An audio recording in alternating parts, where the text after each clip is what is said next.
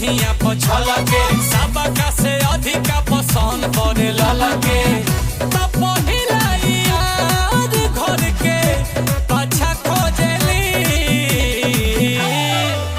इ तो होली में तो सोजो हॉस्पी चुकारी अच्छा अच्छा मरद अभी काचा खोजली।